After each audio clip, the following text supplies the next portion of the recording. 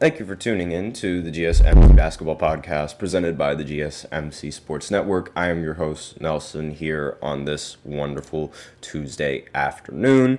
And I'm a little bit late to, the allotted time that I'm usually here. I apologize for that. We got into an extremely heated debate on the college football playoff format and the tournament format and how it's structured and just, how the system in place of it is, and it sort of held up the meeting a lot. But if you guys want to hear other people's opinions on college football and anything about college football, really, we do have a college football podcast that I highly recommend listening to. Tommy is he's a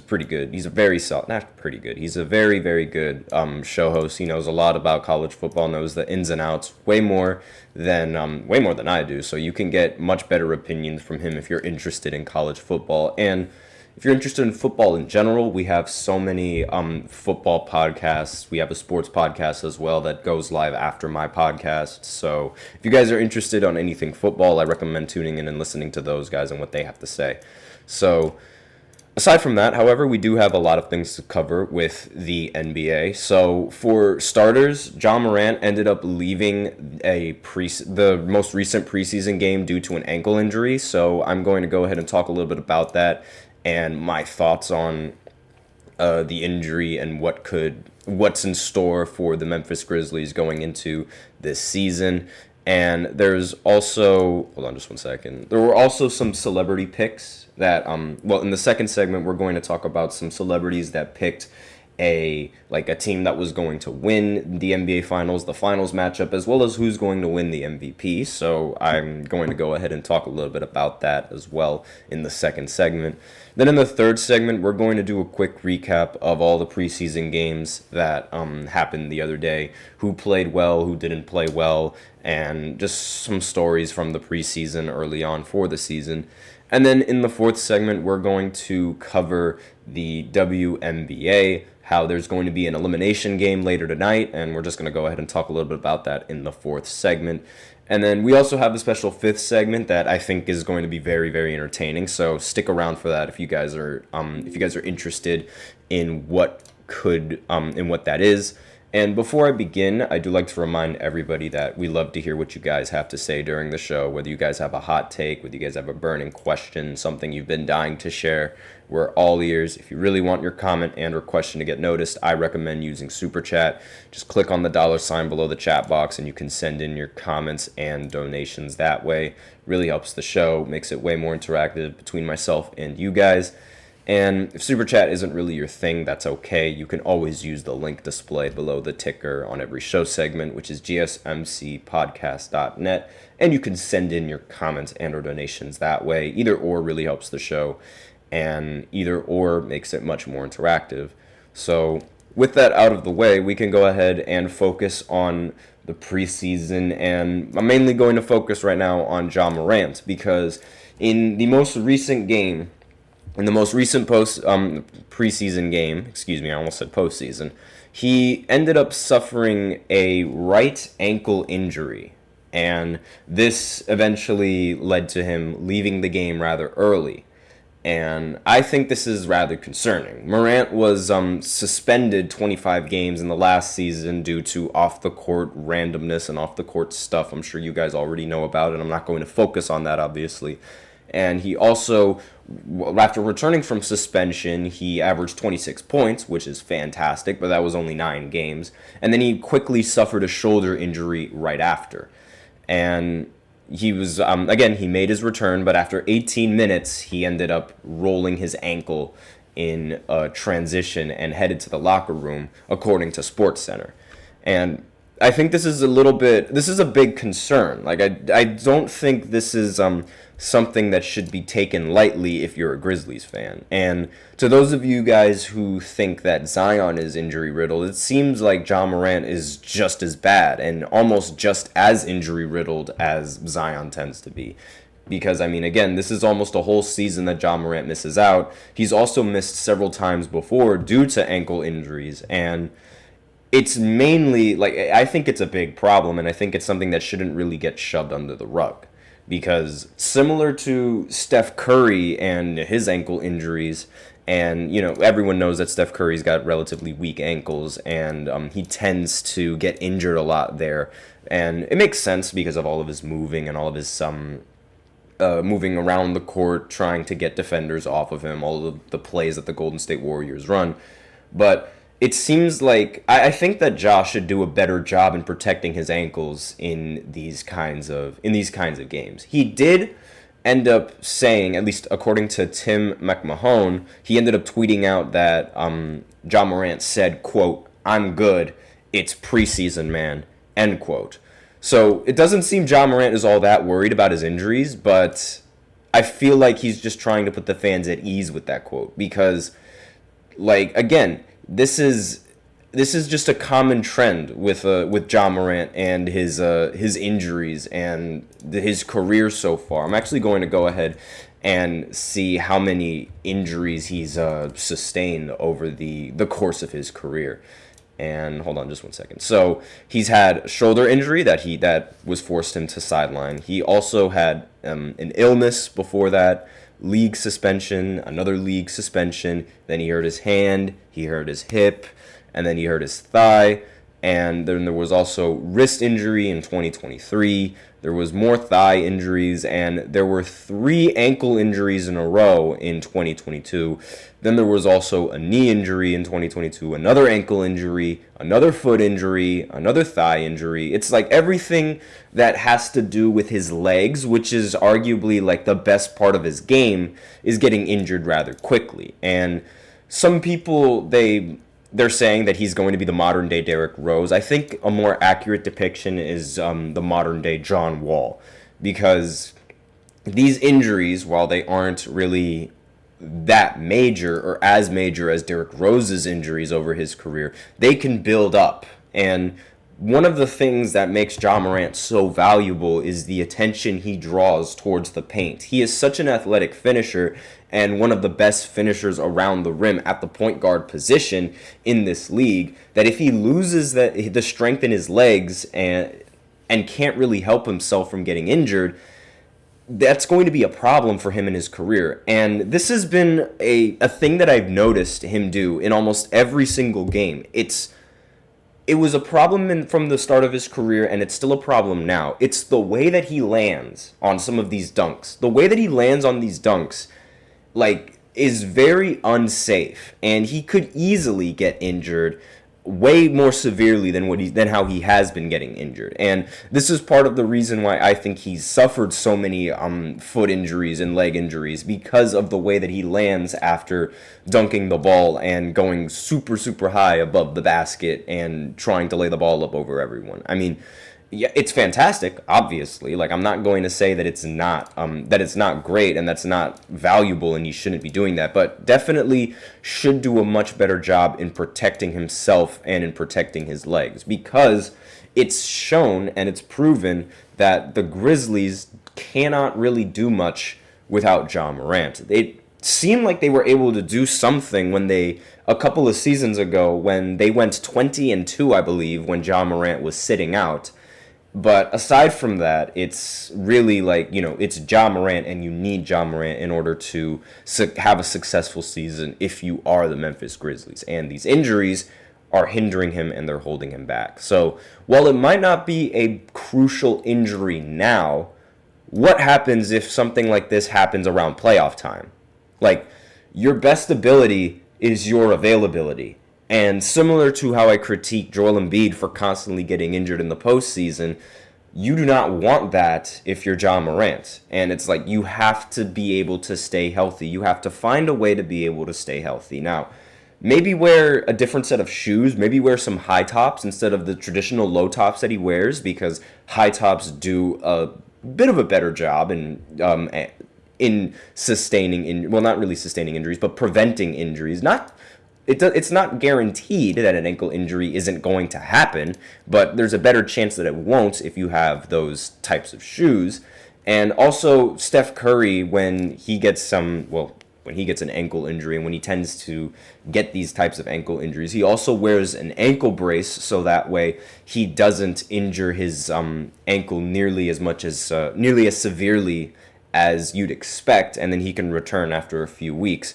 So maybe that's something that Ja Morant should consider in adding into, like, the equipment that he wears, like, because I mean, you're going to need some sort of protection down there with the type of athletic plays that he makes, with how much he dunks the ball, with how much he tries to dunk the ball, with how much he goes up over taller defenders and lands a little bit awkwardly. You need that kind of protection over on your legs, because the last thing that you want is for him to actually live up to the title of the modern day Derrick Rose and suffer a very, very serious injury that ultimately prevents him from being the same explosive player that we're all accustomed to seeing. And that would be very tough, especially for Grizzlies fans and people who are a fan of Ja Morant's game. I might not be a fan of what he does off the court, but at the end of the day, he's still a very, very talented player and a very talented finisher around the basket. So I think he needs to take this injury as not necessarily needs to take it seriously, but as a sign, like, oh, okay, I should probably protect myself a little bit better so that way I can remain available for my team. Because he's seen on the sideline just how mediocre his team was without him. And even then, me saying mediocre is a little bit of an overstatement, because they were not a good team without Ja Morant, and they need him. So he needs to make sure that he can stay healthy for them throughout the entire season. So that's all that I really have to say. Again, he says that this isn't really that big of a deal. It's just the preseason, and Tim McMahon also tweeted out that it was a, quote, minor little tweak in his ankle. So it's not something major, but again, at the wrong time, if this happens at the wrong time, it could be detrimental to their season. So it's something that needs to be kept in mind, and something that should not really be swept under the rug and should be taken a little bit more seriously from Ja Morant, at least in my opinion. But that's all I have to say. Let me know in the comments what you guys think of this injury, if you think I'm sort of just being a little dramatic or if I'm blowing it out of proportion. But it is a very legitimate concern. So with that out of the way, we're going to go ahead and go into the second segment, where we talk about some celebrities who have predictions for this season. I'm mainly going to focus on the basketball celebrities and as opposed to like the other celebrities. But if there is some time, I might go ahead and mention what they have to say and whether or not I agree with it or not. But aside from that, I'll be right back after this short break. Be sure to stay tuned. I feel like I'm losing my mind. Is everybody in the world blind? Please, Lord, give me a sign, a sign. I feel like I'm losing my mind. Is everybody in the world blind? Please, Lord, give me a sign, a sign. I wanna be the greatest. Everybody on the fake shit. I look around and feel like everybody is the fakest. I make this every day and I'm impatient, hoping one day I blow up from the basement. Statement, the top is so vacant. I don't hear shit that I think is amazing. Waiting for my day when I'm playing sold out shows for 1,000 faces. Hey, give me that crown, get in my way and to be put down. It ain't your place, all this my town. If I want that shit, then I'll get it right now. I'm losing it, the noose it fits. I'm losing shit, a stupid myth. You choose to live or choose to dip. You choose to fight or lose your grip and lose a gift. Oh. I feel like I'm losing my mind. Is everybody in the world blind? Please, Lord, give me a sign, a sign. I feel like I'm losing my mind. Is everybody in the world blind?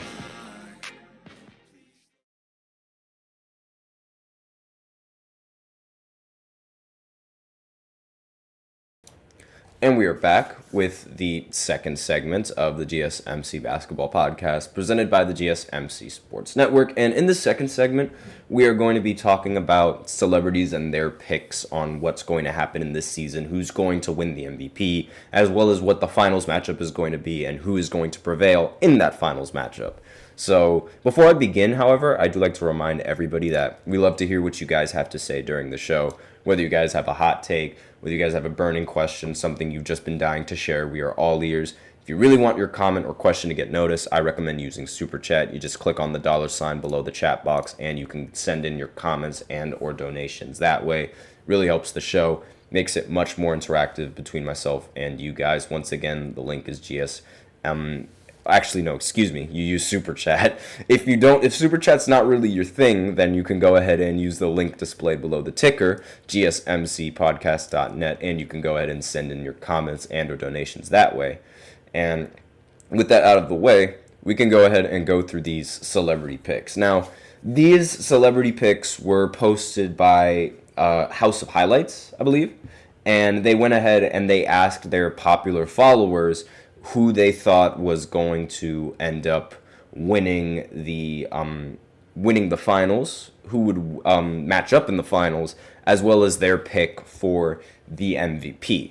And we're going to start with the NBA players because I feel like that's, most important. But I just wanted you guys to know exactly where these celebrities were taken from and give credit to House of Highlights for doing this as well. You can go ahead and check their Instagram post if you're interested. But Devin Booker was the first celebrity that they posted about, and his pick for the MVP is not himself. A lot of people you'd be surprised, like you'd think that it would be himself that would pick himself, like he would pick himself for the MVP, and there's nothing wrong with that in my opinion. I think that if he were to pick himself to win the MVP, that just shows incredible confidence in his game and incredible confidence in his team as well, because he also expects his team to be a very solid team. You have to be a good team and you have to be a top team in order to win the MVP. But he didn't pick himself. He instead picked Kevin Durant to win the MVP. And while I do think that there's a chance, I do think it's also a very low chance that ends up happening. Because this Suns team, its biggest strengths are their three core players in Kevin Durant, Devin Booker, and Bradley Beal. And the rest of the lineup is, they're fantastic role players as well. Again, it's like you can make the argument that this is a failed super team. I think this is just a very talented team with talented isolation players. And, I mean, if you want to call it a super team, I call it a failed super team considering how, everyone sort of expected the Suns to make the finals a long time ago, and then they ended up choking in their home court against the Denver Nuggets. And really, picking Kevin Durant to win the MVP, I wouldn't say it's a bad pick. It's definitely far from the worst pick, but there's other players that are lined up before him to win the MVP than Kevin Durant, especially for this season. And I also don't really see the Suns being able to actually be a high seed and a high enough seed in order for Kevin Durant to actually even win the MVP. And Crucial PG's in the chat. Hey Nelson, any opinions on Daniel Jones? I do not talk about football on this podcast, so if you really want Giants' opinions on Daniel Jones, I recommend listening to the football podcast. It streams directly before my podcast, as well as I believe we have several other sports podcasts as well. One of the hosts, Jeremy, is also a Giants fan, so if you want his opinions on Daniel Jones, you can go ahead and ask him. I can't talk about that. This is a basketball podcast, and we're going to keep it as a basketball podcast. So, and for his pick on who is going to win or who's going to be in the finals, he obviously picked his own team and the Boston Celtics to make it to the finals, and he picked the Suns in winning the finals. Now, that is definitely not going to happen. If the Suns match up against the Celtics in the finals, by some miracle the Suns manage to pull through and go all the way to the finals, that team is not enough to be able to go up against the Boston Celtics and the matchups that they have, because they have perimeter defenders at practically every single position at the 1 through the 4, meaning they have solid enough defenders to be able to guard Kevin Durant, solid enough defenders to guard Devin Booker, and even Bradley Beal. And when you have that kind of matchup, I don't really think it's ideal for the Suns to be the favorites in that kind of matchup. I mean, Jason Tatum can guard, it's very difficult to guard Kevin Durant, but Jason Tatum could probably do a good job, a decent job. I'm actually going to give Kevin Durant some credit here because he's ridiculous. And he could do a decent job in slowing Kevin Durant down. Really, the matchup that I think is either going to get exploited or going to get abused is whoever is going to match up against Bradley Beal. I feel like Derek White and Drew Holiday are a very good matchup against Bradley Beal, and they can slow Bradley Beal down to a huge halt, especially considering how mediocre Bradley Beal played in the previous postseason. And Devin Booker, I mean, Drew Holiday was guarding Devin Booker in one finals matchup, and Devin Booker ended up dropping 40 points in several games. Didn't end up winning, but still ended up dropping several points, and I believe he had like two 40-point games in that finals matchup. So I don't really think if it was the Suns going up against the Celtics, I don't think the Suns have a remote chance of even winning in that matchup. And another player that gave his predictions was Dwight Howard, and he predicted that the MVP for this season was going to be Joel Embiid. I completely disagree with that. Like, there's no way that Joel Embiid is going to end up winning an MVP over somebody like Jokic. I just don't see that happening at all. And the only reason why he even won the MVP over Jokic that one time was because of reasons that I don't want to get into, but you can go ahead and look up Kendrick Perkins and Joel Embiid's MVP case if you guys are really interested in what he had to say. But it ultimately changed it completely changed the outcome of who was supposed to win the MVP that year. Like, Jokic was ranked number one, the favorite in winning MVP in every single poll. And then once Kendrick Perkins said what he said, then it flipped, and then Joel Embiid ended up being the favorite in every single poll. And I'm just like, no, should not happen. Jokic was robbed that year. He should be standing on 4 straight MVPs right now, but he's not. And in the finals matchup, I actually do think that this finals matchup is going to happen, so I do agree with Dwight. He predicted a Boston versus Denver matchup. However, he predicts that the Boston Celtics would repeat with Jaylen Brown winning the finals MVP. And I don't agree with that at all, mainly because of Jason Tatum's opinions on how he knew he was going to win in the postseason. I do have another episode up where it's Jason Tatum talking about how he knew he was going to win the postseason, if you guys are interested in looking at that video. But Jason Tatum essentially said that once the Denver Nuggets were eliminated, he knew that the Boston Celtics would end up winning in that matchup in whatever matchup the finals would be, because he felt that the Denver Nuggets were a much more difficult matchup compared to every other team in the Western Conference. And that once they got eliminated, Jason Tatum felt like that his team was going to win in the finals in the end. And, excuse me, I don't think that the Celtics are going to end up repeating if this is their specific finals matchup. And if they go up against Denver, I think Denver is going to close them out in about 6 games, I'd say. But mainly because of Jokic, and also because they do have good enough matchups against all of their other players. I mean, I don't really think Kristaps could probably slow down Jokic, but it's also like almost impossible to slow down Jokic. I mean, Rudy Gobert got 40 points dropped on him in Game 6, I believe, and well, not in Game 6, in Game 5, I think it was. And it was a very like, if the defensive player of the year couldn't slow down Jokic in one game, or like in a few games, imagine what Kristaps is going to do matched up against Jokic. I don't think that's a very good matchup that the Celtics look forward to. Not to mention when they sub out Kristaps for somebody like Al Horford, who's relatively old, like one of the oldest players in the league. And since he's old, he's going to be rather slow on his feet. And on the defensive side, he could be a liability against somebody like Jokic.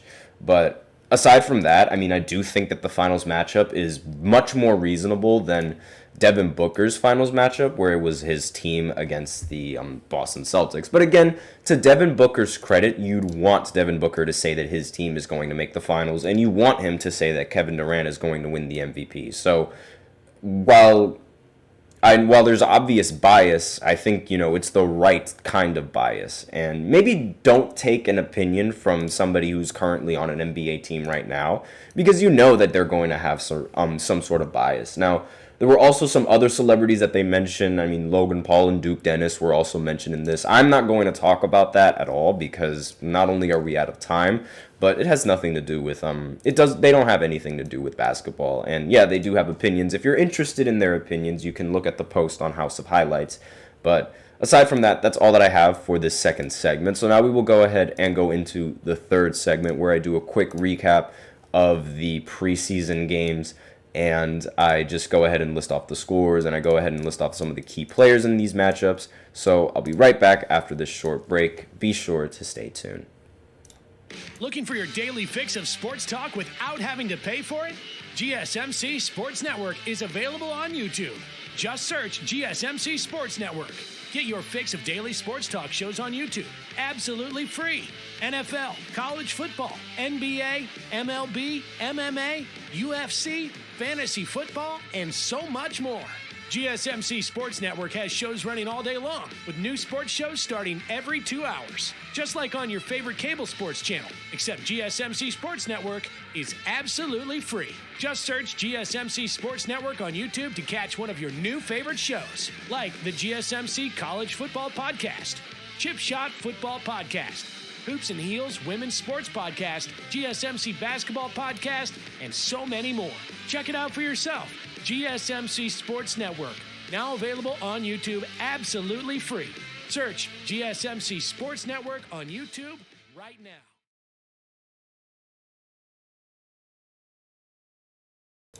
And we are back with the third segment of the GSMC Basketball Podcast presented by the GSMC Sports Network. I'm out of breath for some reason. And in this third segment, we're going to be looking at all of the preseason games that ended up going down yesterday, and we'll go ahead and talk about some of the stories that were around in some of these games, as well as some key players in these matchups. And obviously, since it's preseason, you don't really expect many starters to be playing in the preseason, and that's exactly what happened in this, for the Dallas Mavericks at least, in this matchup against the Memphis Grizzlies. And so, again, I mentioned before that Ja Morant left the game due to an ankle injury. However, he did end up producing 13 points, as well as recording 4 rebounds and 3 assists for the Memphis Grizzlies. He wasn't the leading scorer for the Grizzlies, obviously, since he had to leave early. But aside from that, he was the leading scorer, in the starting lineup for the Memphis Grizzlies. So, assuming he can stay healthy, then it seems like the Memphis Grizzlies are going to be a rather solid team. Now, in this game, the Mavericks, they were chanting out Klay Thompson. They were like, "We want Klay. We want Klay." And it was obviously this is good. This is good coming in from a lot of the Mavericks fans and for the Mavericks and their overall morale in Klay Thompson. If you guys remember the previous season, morale on Klay Thompson wasn't all that high. And over the offseason, you can argue that it got even worse because everyone was talking about Klay Thompson's horrible performance and how he went 0 for 10 or 0 for 11 in that elimination game. I believe it was 0 for 10, but I forget exactly what number it was.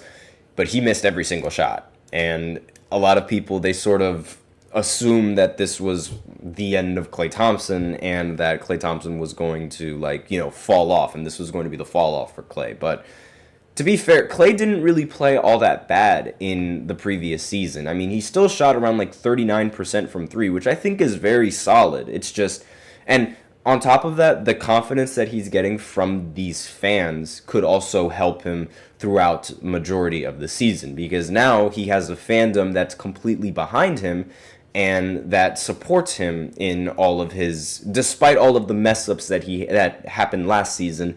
They want him to succeed. And when a shooter has confidence, that is one of the most dangerous shooters ever. And it doesn't matter how mediocre they could be. When they have confidence, and it seems like every shot goes in. I mean, you can look at Grayson Allen for an example. I remember on Christmas, he was so confident, he ended up making, I think, 7 threes in the first quarter or something like that. It was a ridiculous number and something that has never even been done before. And even, there's so many random players that have recently scored 40 points or even 30 points or 50 points. Eric Gordon is one of the players that comes to mind, where when he was on, he was on. And this is sort of like a trend that happens now with a bunch of shooters in this league. Whenever a shooter is confident, they're incredibly dangerous. And this is good for the Mavericks. Now, for the Mavericks, Jaden Hardy was their best player, ended the game with 21 points and also recorded 8 assists as well.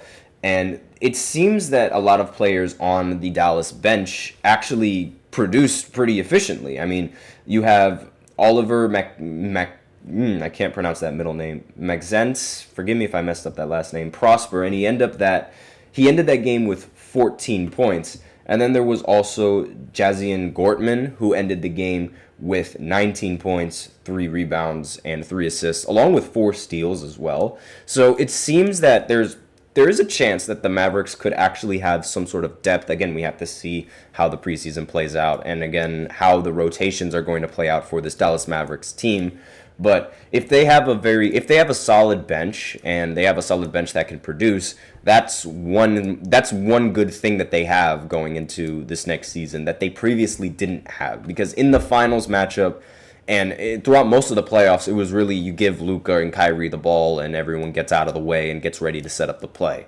And it worked up until the point when they matched up against a team that was full of perimeter defenders and ended up slowing them down. Mainly slowing Kyrie down. They couldn't really slow down Luka because it's very difficult to slow down Luka, but they did slow down Kyrie.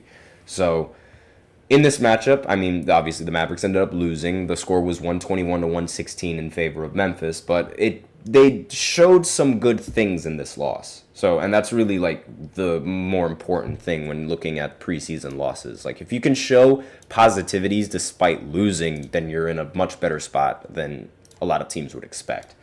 Next matchup is the Orlando Magic against the Pelicans. Pelicans ended up winning 106 to 104, and Zion ended up playing in this game, which I'm a little bit surprised. I expected the Pelicans to be resting all of their starters, but no, DeJounte Murray, CJ McCollum, and Zion Williamson ended up playing in this matchup. Zion, he scored 16, ended up with 8 rebounds as well. DeJounte Murray only had 6 points, but he did record 6 assists. None of them played more than 20 minutes, so I guess that's something that's really solid, but still, I don't agree with starting or even playing starters in the preseason because, again, there's a huge chance, especially with Zion, that some of these players get injured. So I don't really agree with that. Now, Jordan Hawkins for the Pelicans ended the game with 18 points, 2 assists, and 1 rebound as well. And that was really like all of the solid performances coming in from the bench. And again, Zion, he ended up going 8 for 11. I forgot to mention that too, by the way. Daniel Tice was also pretty solid. Ended the game with 6 for 7 from the field, 13 points, and 1 for 1 from 3. They're going to need a lot more shooting coming in from Daniel Tice, so that way that sort of allows Zion Williamson to dominate in the painted area and in the restricted area a little bit more easily, as opposed to a team that might have a rim protector in the future. Again, we have no idea whether or not the Pelicans are going to address their rim protector situation, but so far it looks like they have a very solid team, but we'll have to see as the season develops. Paolo Banchero also ended up playing in this game. He ended up playing 22 minutes, which I don't agree with. Again, I am heavily against playing the starters in a preseason game. But he did play rather well. He ended up being the Magic's leading scorer, go figure. Ended the game 5 for 7 from the field with 15 points. So very solid outing from Paolo. I expect a big season coming in from him.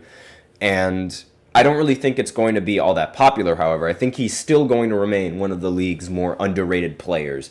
And that's pretty sad. Now, Jalen Suggs, I expected a little bit more, and I expect a big season from him, but this game, 3 for 10 from the field, 11 points, definitely not ideal. But still, he does bring some value to the Orlando Magic with his defense. But if he can provide offensively and be a driving force for this team, then they could probably go far in this Eastern Conference, which really seems up for grabs on whoever is going to match up against the Boston Celtics. And really, the Celtics are going to be the favorite to make it to the conference finals. And if you're able to beat them, then it's basically anybody's game in the Eastern Conference. And not really much notable performances to come out of this game. No one on the Orlando Magic scored more than 20 points. And nobody on the Pelicans scored more than 20 points. So it was a pretty meh kind of game. Next game on this list is the Thunder. They ended up matching up against the San Antonio Spurs. And the Spurs, they were smart. They did not play Victor Wembanyama at all in this game, which they most definitely shouldn't. Victor should not even touch the court in a preseason game. We already know how good Victor is. And they also have several rookies that they also need to sort of develop and several players that they should improve on to sort of help Wemby out in this situation. Chris Paul also didn't play, which I think is also very important to note. But despite from that, Julian Champagne, I don't have no idea how to pronounce his name. I usually call him Champagne, which is kind of funny. But Julian ended up scoring 22 points and ended the game with 3 rebounds as well. So very fantastic game coming in from him. And he plays small forward, so who knows exactly what kind of value they're going to get out of him in this season. And let's see, some other players that ended up playing pretty well.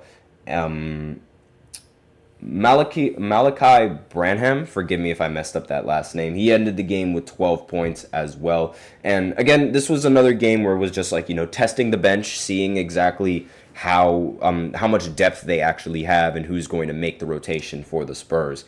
And for the Thunder, they ended up starting some of their starters. Jalen Williams was in the game. Chet Holmgren played for only 9 minutes, which I think is a very solid number. I mean, he shouldn't be playing more than 12. And honestly, Jalen Williams should not be playing 17 minutes in a preseason game. Shai Gilgeous didn't play, which is fantastic. Good on them. But in the allotted time that they were playing, Jalen Williams ended up scoring 18 points in 17 minutes, and Chet Holmgren scored 10 points in 9 minutes. So that's some pretty solid production from those starters. And again, it is a preseason game, but still very important and very solid production coming in from them in this preseason game. Then there was also Dylan Jones, ended the game with 17 points, 8 for 11. And A.J. Mitchell for the Oklahoma City Thunder ended up leading the entire team in scoring with 19 points and going 8 for 13 from the field. And again, another game where just a bunch of bench players were being substituted in and just figuring out exactly what the depth situation is. And finally, the Utah Jazz ended up playing their first NBA team in the preseason. They ended up playing the New Zealand Breakers. Forgive me if I messed up the pronunciation of that team. But obviously, an NBA team is going to easily beat a team from New Zealand.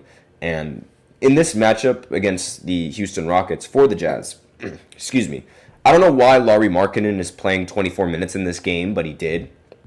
And he ended with 17 points and also ended up shooting 3 for 11 from the field. So a majority of his points ended up coming at the line. And again, I just don't think Lauri Markkanen should be the player that you should be playing in the preseason. Jordan Clarkson played pretty well, 14 points, 5 of 9 from the field. And let's see, Keontae George also played pretty solid, 3 for 7 with 13 points as well. And he ended the game with 4 assists, so he was the rookie leader in assists, and that was the only stat that Victor Wembanyama did not dominate in the previous season. And again, just another game where everybody was sort of playing all of their players. And Sengun was also playing in this game, which I also don't agree considering how he came off of a very bad injury in the previous season. So I think maybe saving him and not playing him for 22 minutes would be the goal. But aside from that, the Rockets, they ended up doing what they're doing. And they did claim that they have one of the deeper teams in the NBA. So why not try and use this deep team in the preseason matchup? It does not make any sense to me. But he did end up scoring 17 points, ended up recording 4 assists and 4 rebounds, along with 3 steals and a block. And then Jalen Green was also playing pretty well. He played 20 minutes and ended the game with 21 points. And he also shot very efficiently from the field, shooting 50% overall.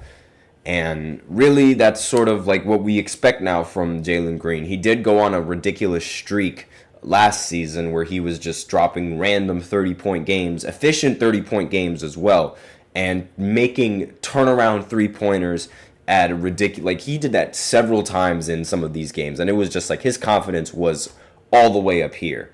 And again, like I said before, a shooter with confidence is a very dangerous basketball player, and they need to expect that same production coming in from him almost every single night if they want to make something out of this season.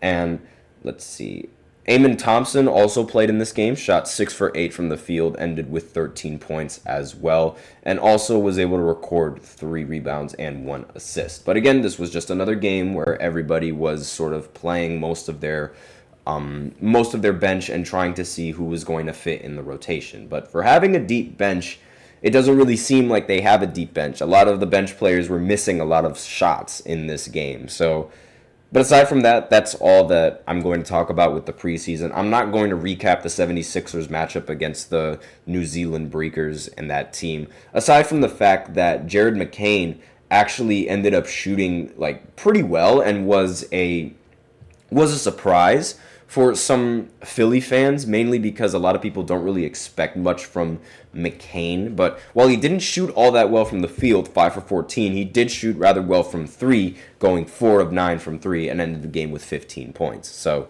take that with a grain of salt. But that's all that I have for these preseason matchups. So now we're going to go ahead and talk about the WNBA semifinals matchup that's going to happen later tonight. And I'll talk about that right after this short break, so be sure to stay tuned.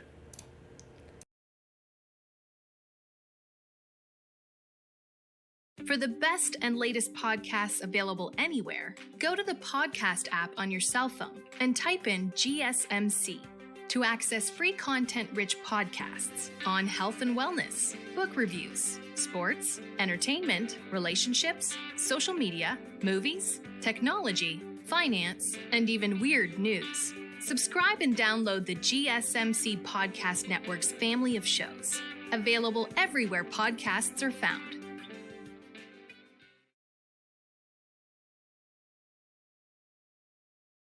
And we are back with the fourth segment of the GSMC Basketball Podcast presented by the GSMC Sports Network. And in this fourth segment, we're going to talk about the matchup that's going to happen later tonight in the WNBA. And it's going to be a little bit of a shorter segment because I have a much longer segment planned out for the fifth segment. Again, stay tuned for that if you're interested to figure out what that fifth segment is. But it's Elimination Day. So the Sun and the Lynx, they're going to match up in Game 5 in the final game of the semi-final round for the WNBA.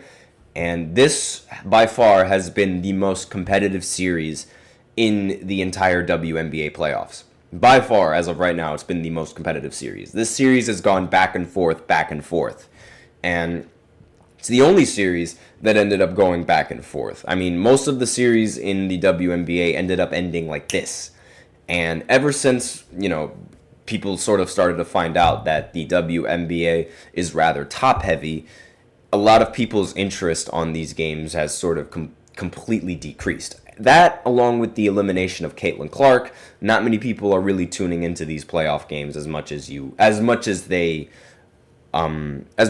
thought, I guess you could say. Even though, I didn't really think that a lot of people were going to tune in after Caitlin Clark got eliminated, because she, like it or not, she is the face of the WNBA, and might not be the best player, but the face of the WNBA. That is 100% for certain. But this series has gone back and forth. The Connecticut Sun ended up stealing the game. They ended up stealing Game 1, and then the Lynx ended up tying the series back at 1-1 in Game 2. So now this was the perfect opportunity for Connecticut to close out the series, having both games at home. But the Lynx ended up winning in the first away game that they played against the Connecticut Sun in Game 3. And that puts the Connecticut Sun in a little bit of a hole, because now the Connecticut Sun, they were expected to win back-to-back in order to advance into the postseason. And they played the next game at home. They played Game 4 at home, which they ended up winning. But now they have to go back over to Minnesota, and they have to close out the series away. And this is sort of where most NBA teams end up faltering and end up losing, because they do end up getting the home court advantage, but then the minute they lose that home court advantage against a much more competent team, then they fizzle out. So it's really tough for me to decide exactly who's going to end up winning in this matchup, because the way I see it, if you go to an elimination game, the teams are evenly matched. And this applies for the NBA as well. If you go into a Game 7, but for the WNBA in a Game 5, it means that the teams are neck and neck and they're evenly matched. And chances are, whichever team has the best player on the floor in the final game is going to win the game. Almost always, this is the case. And this, excuse me, this happened, like a very, very solid example of this is in 2020 when the Clippers matched up against the Denver Nuggets, and that series went to 7 games, and the teams were evenly matched. And the best player on the floor that night was Jokic, and surprise, surprise, the Denver Nuggets ended up winning. It also didn't help the Clippers that the second best player on the court was Jamal Murray. So that also impacted their loss as well. And even in several other playoff series, in fact, when Portland matched up against the Denver Nuggets back in 2019, I believe it was, when Kawhi Leonard was still on the Toronto Raptors, the series ended up going into 7 games. And the best player on the floor was CJ McCollum. It wasn't Damian Lillard, but it was CJ McCollum. And CJ McCollum ended up closing out the game for Portland, and they ended up advancing. So 9 times out of 10, the best player on the floor is going to end up winning. Whichever team has the best player on the floor is going to end up winning that Game 7. And even in 2016, in the NBA Finals, the best player on the floor for the Cavs and in general was LeBron James. And that team ended up winning the NBA Finals as a result of that. So this game is going, like similar to those series, I think this game is going to go down to whichever team has the best player and the best scorer on the floor. And judging off of the last game, it seems like the best player on the court for this one is going to be Nafisa Collier. So I feel like the Lynx, they have a very, very, very good chance of winning this game. Because in the last matchup, Nafisa Collier ended the game with 29 points and 13 rebounds. Just a masterclass coming in from her. And if she continues to perform like that, and if she plays she doesn't even have to go and drop 29 points. If she drops around like maybe, I'd say 24 and still gets 13 rebounds, the rest of the team is going to follow suit because the rest of the team is going to have home court advantage in this matchup. Now, the Suns, if they want to even win this game, they're going to have to get help from absolutely everybody. And they got that in the previous matchup, but it was at home, right? So they had 4 players in the starting lineup have 15 points or more. And obviously, fantastic production from the starting lineup, but that is what you need when you have home court advantage, and that's what should have happened in Game 3. But unfortunately, they ended up losing in Game 3, and again, one of the big reasons why they ended up losing was because, they did have a very solid outing in the starting lineup, but the bench just there was not enough depth on that bench, and one of the big reasons why they actually had a lot of players in scoring in the starting lineup in that game was because their bench was rather weak. But the scoring wasn't all that efficient in that previous outing. Now, in Game 4, the team as a whole ended up playing much more efficiently than they did in Game 3, excuse me, I'm used to the NBA playoff format, so I apologize for that. But in Game 3, they did not shoot nearly that efficiently. But everybody else on the court, they shot 53% from 3 and 53% from the field. Like, that is a very, very tough team to beat. A team that's shooting 53% from the three-point line. That is a very tough team to beat. And it's sort of like, they have to reproduce that kind of efficiency on the road in an elimination game. Not many players are going to be able to meet the moment like that, let alone on the road. And I think that's a little bit too much of a task for the Connecticut Sun. So if any team is to have the best chances of advancing in this WNBA playoffs, it's going to be the Lynx. And it's going to be because of Nafisa Collier, who's going to close out the game. Those are my thoughts. Again, could be completely wrong. I wouldn't be mad if I'm completely wrong, because that would mean Connecticut, the state that I'm in right now, would end up seeing a WNBA Finals, and they would have a chance to go up against the Liberty. Now, when they go up against the Liberty, or whichever team goes up against the Liberty, I think the Liberty are going to end up prevailing just because I feel like that team is incredibly stacked, and everybody on the roster can perform, and as well as Sabrina and Brenna Stewart. Now, Brenna Stewart's been a little bit shaky in some of these games, it seems like it. So, against the Lynx, a team that's notorious for having good defense, maybe Brenna Stewart might suffer and it might actually be a more competitive series than this sort of matchup right here. But this game is going to happen at 8 o'clock. It's going to be on ESPN2 for any of you guys who are interested. So, and I'll definitely recover this game once the playoff game concludes. So tomorrow I'm going to cover the game and the results of the game. So if you guys are interested in that, be sure to tune into the next podcast tomorrow. But aside from that, that's all that I really have to say about the WNBA playoffs and their matchups. So now we're going to go ahead and go into the fifth segment where I talk about Karl Anthony Towns and his top 5 power forwards in NBA history. So I'll be right back after this short break. Be sure to stay tuned.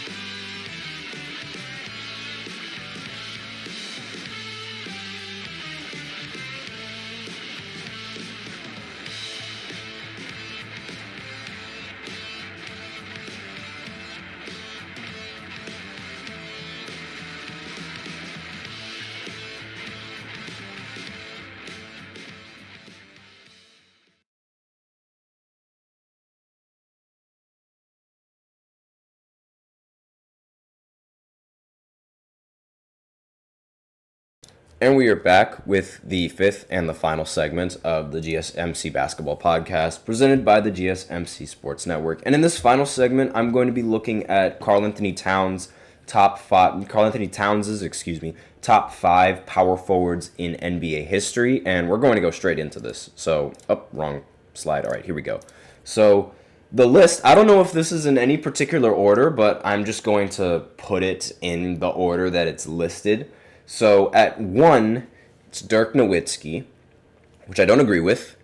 And number 2, Kevin Garnett, which again I don't agree with. Tim Duncan, who I think is in the completely wrong spot. This guy, who I don't want to talk about. And Charles Barkley. So let's break down this list from top to bottom. So Dirk Nowitzki, obviously Dirk Nowitzki is, in my opinion, a top 3 power forward of all time. But I have him at 3.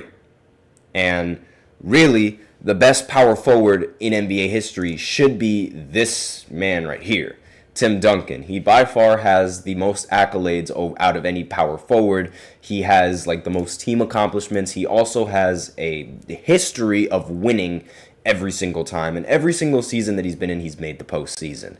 And really, there is no reason for Tim Duncan to not be number 1 on anyone's list when you're talking about a power forward.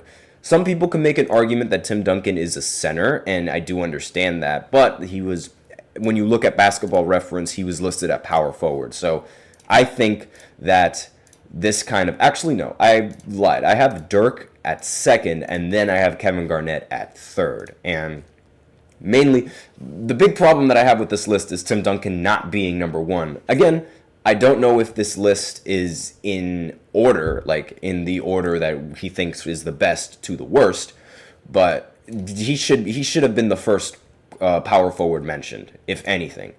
And with Dirk Nowitzki, yes, I do understand the argument for him being like the best. He does have one of the craziest championships ever won when he matched up again, when he beat the Miami Heat. He was also able to sweep Kobe Bryant and the Lakers that ended up coming off of back-to-back championships. Also ended up beating the Thunder with Kevin Durant, James Harden, and Russell Westbrook in the process as well.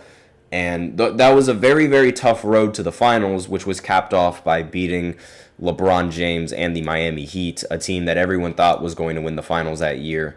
But Of course, LeBron ended up playing really, really bad in that. In fact, really, really bad is probably like a huge overstatement on how he played. Like, he was awful in that postseason. It was so bad that people still talk about it to this day.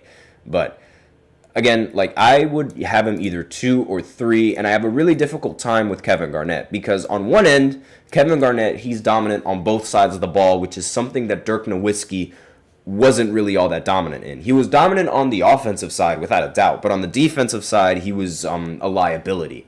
So I'm not entirely sure whether or not I would pick between the two on who I would rather have, but if I was to build a team around and to have a power forward to build my team around, I think I would go for Kevin Garnett, who is a much more versatile kind of power forward and one that can end up being a good player on offense as well as a good player on defense. But the one thing that's really docking me from putting him at number 2 is the fact that he only won one NBA championship, and that championship that he won was with a super team with Paul Pierce, Ray Allen, and Rajon Rondo.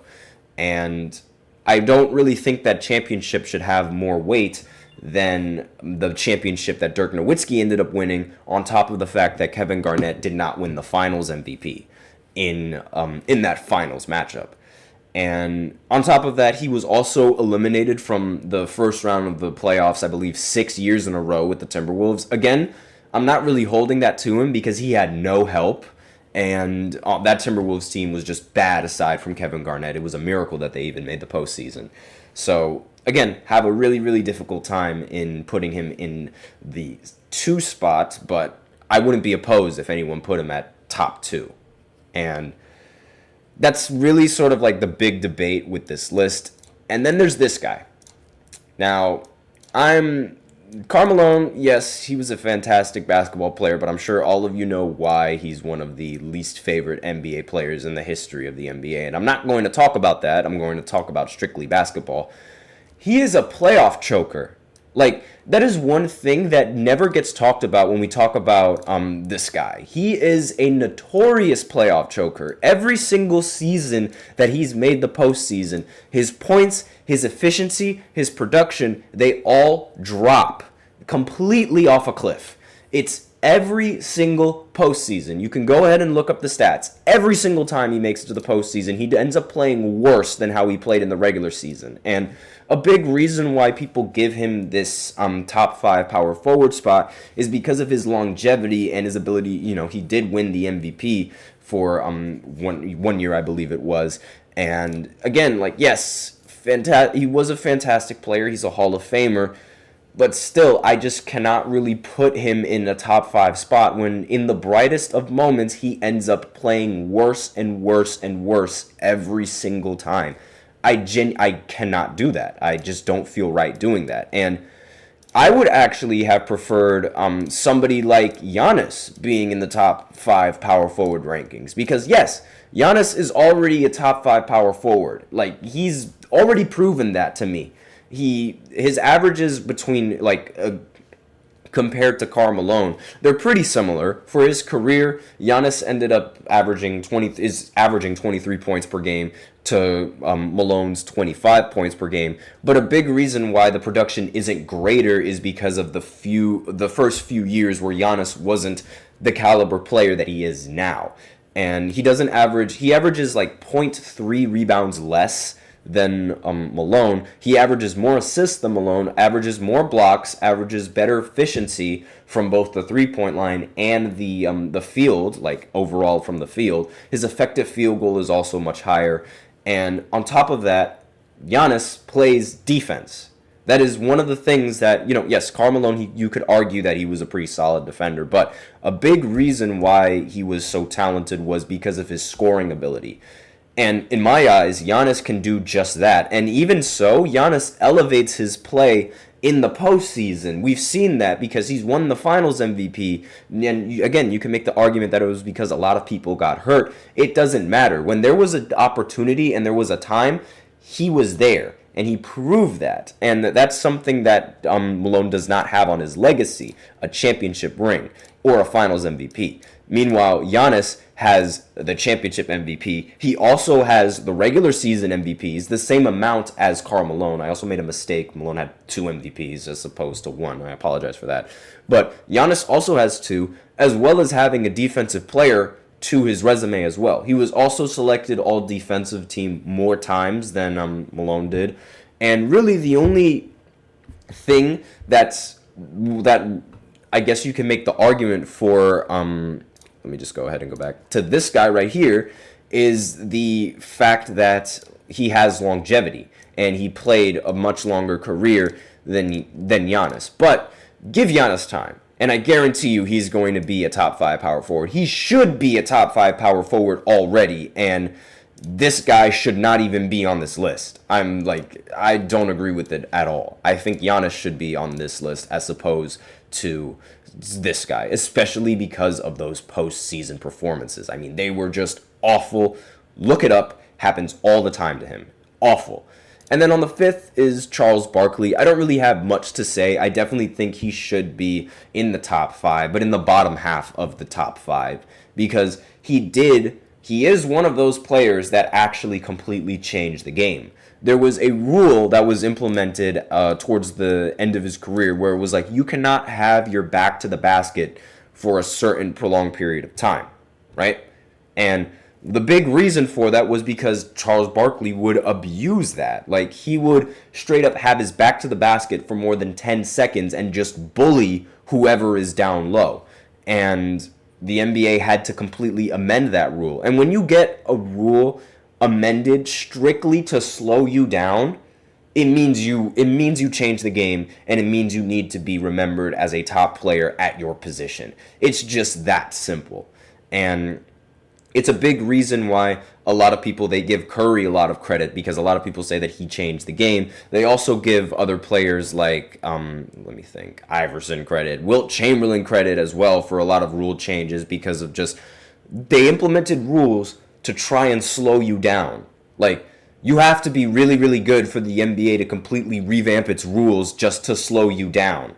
And you have to be remembered for that. So I really don't have any problem with Charles Barkley being on this top 5 list. He changed the game. Only thing that he doesn't have to him is a championship ring. I'm not going to bully him on that, mainly because he already gets bullied by Shaq on live TV about how he doesn't have a championship ring. But really, he should not be on this list. He should not be on this list, and all of you know why.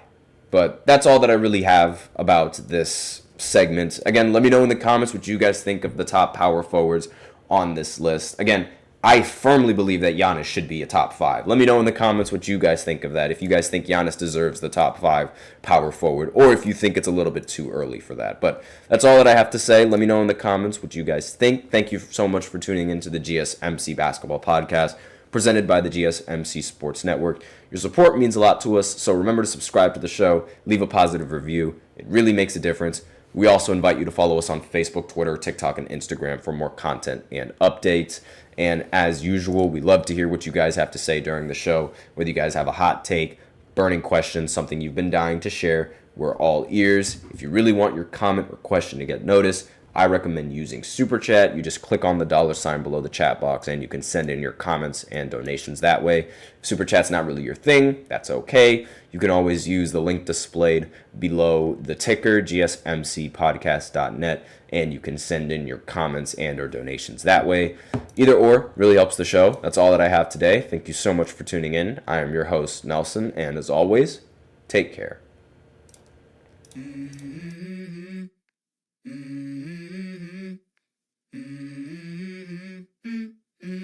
Let's go. I wake up to a little bit of drool on my pillow, feel like it's gonna be a bad day. Yeah, I'm tired of shit, and the coffee